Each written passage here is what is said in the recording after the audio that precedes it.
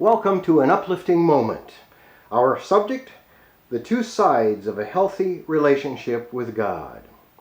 When I first started dating my wife Diane nearly 50 years ago, we were on our best behavior with each other. Over the next few months, like many couples having newly fallen in love, we viewed each other through starry eyes, which distorted our perception, causing us to see little that annoyed us in each other. And then we got to know each other better. We discovered aspects and facets of each other that were less than perfect. And then too, we not only had to deal with each other's imperfection, but the imperfection in ourselves that each of us pointed out to the other.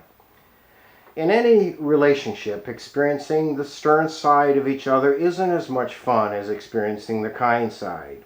However, it's absolutely essential if there's to be a developing, maturing, and deepening relationship. Of course, a relationship of all sternness is not healthy, nor will it survive. It needs much kindness. But neither is a relationship healthy and maturing if it's all kindness, but has no sternness. Just as we need both kindness and sternness in healthy human relationships, so too we need both in a relationship with God. I've seen people who have been focused on either the kindness of God or the sternness of God at pretty much the exclusion of the other. It makes for an unbalanced, unhealthy, twisted, and distant relationship with God. Some, for instance, have been deeply wounded by a church or a religious authority figure, perhaps by a pastor or a priest, a parent, a relative, a friend. The sternness of God is all they can think of or can picture. It's all about sin and judgment. They feel they can do no right when it comes to God. There is no joy.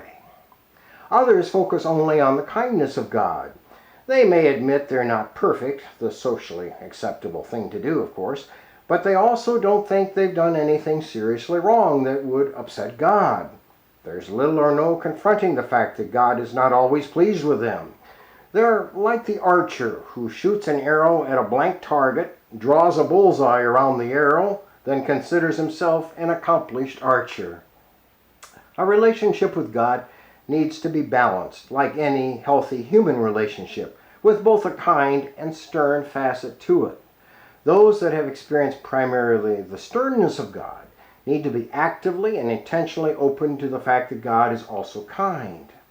Those who have made God into their own comfortable image, where He rarely, if ever, confronts them with their own sin, need to be intentionally open to the fact that God is also stern. In reality, most of us swing from one extreme to the other, maybe even several times a day. Sometimes we need to compensate by being more receptive to the kindness of God, and sometimes by being more receptive to the sternness of God. A relationship with God, like that with another human being, is not static, but always dynamic. This is good, and as it should be.